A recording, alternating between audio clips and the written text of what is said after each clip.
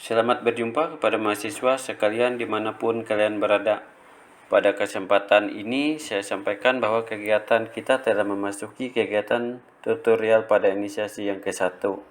Sebelum kita mulai kegiatan tutorial ini, saya sarankan agar saudara dapat membaca buku modul yang relevan dengan materi yang kita bahas dari buku perpustakaan faktual pada e-learning OT.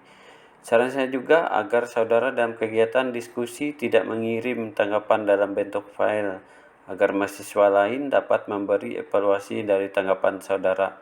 Demikian yang dapat saya sampaikan. Selamat belajar dan sukses selalu.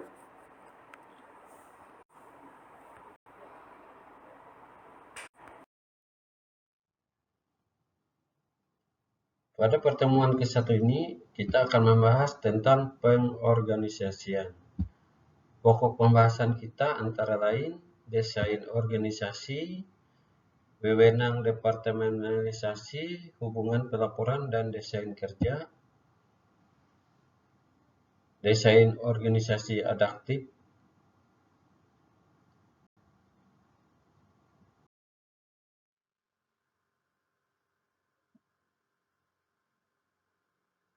desain organisasi.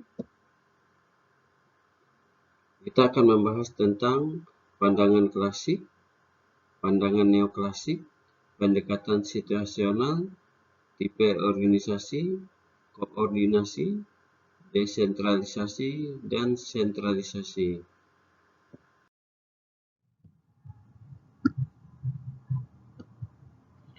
Pandangan klasik dan neoklasik. Pandangan klasik yaitu pandangan klasik yang berusaha mencari cara terbaik untuk desain organisasi. Percaya pada organisasi dengan struktur hierarkis dan wewenang formal yang resmi. Struktur semacam itu merupakan struktur yang paling efisien dan efektif.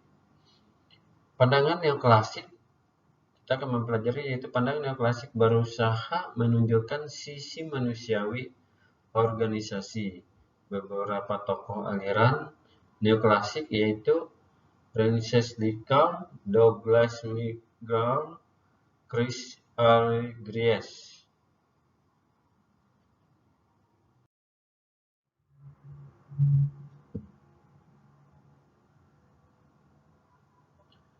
Pendekatan situasional dan tipe organisasi.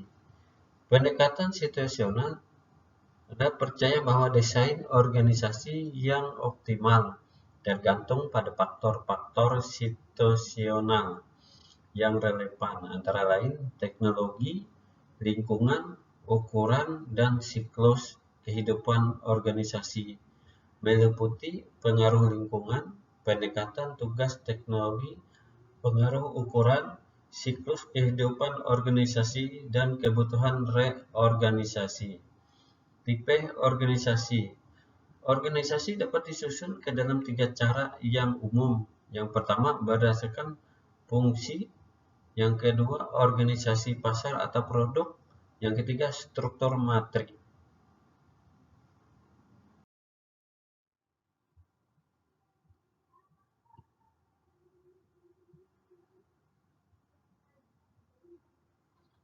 Koordinasi, desentralisasi, dan sentralisasi. Koordinasi merupakan proses menghubungkan atau mengintegrasikan bagian-bagian dalam organisasi agar tujuan organisasi dapat dicapai dengan lebih efektif. Desentralisasi yaitu merupakan proses pendelegasian wewenang dan tanggung jawab secara sistematis ke tingkat organisasi yang lebih rendah. Sentralisasi merupakan proses menahan wewenang dan tanggung jawab ke manajemen puncak.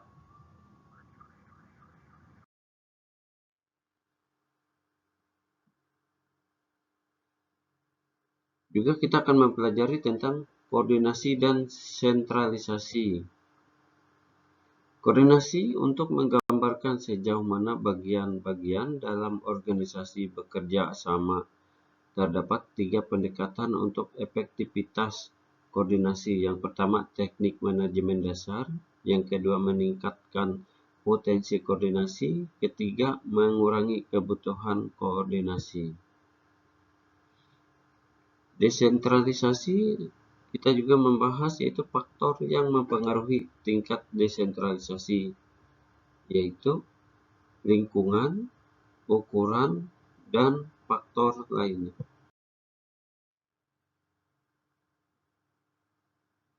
Wewenang. Kita juga akan mempelajari yaitu masalah wewenang. Ada dua pandangan yang menjelaskan wewenang formal resmi yang dipunyai oleh manajer. Pandangan klasik, classical view, dan pandangan penerimaan acceptance view.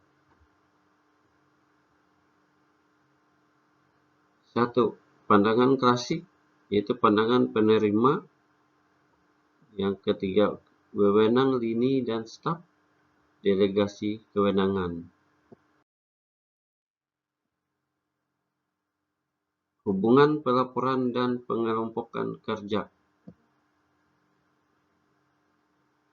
Hubungan pelaporan, yang pertama rentang kendali, span of control, keterbatasan organisasi formal.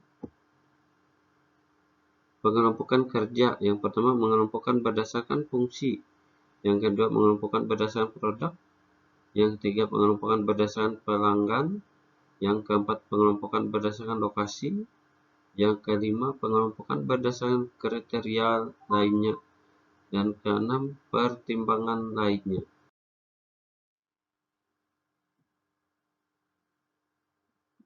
Desain kerja dapat diartikan sebagai penetapan tanggung jawab bekerja individu. Ada 4 pendekatan dalam desain kerja.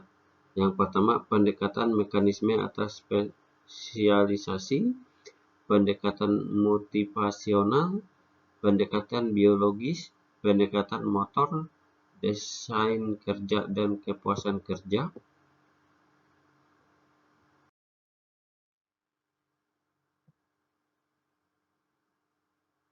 Desain organisasi adaptif, kita akan membahas juga yang antara lain perubahan teknologi yang cepat menuntut desain organisasi yang sesuai dengan tuntutan lingkungan teknologi.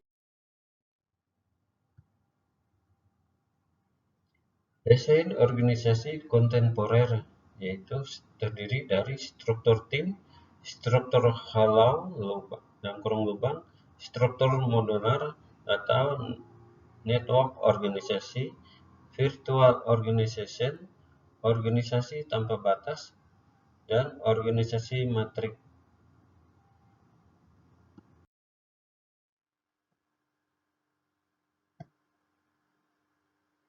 Dinamika struktur organisasi, flag time, telecommunication, pemadatan kerja, job sharing, community of protection.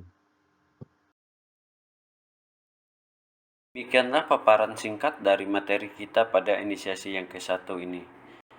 Saya persilahkan kepada saudara untuk memberi tanggapan saudara sesuai dengan topik yang telah ditetapkan. Selamat berdiskusi dan selamat belajar.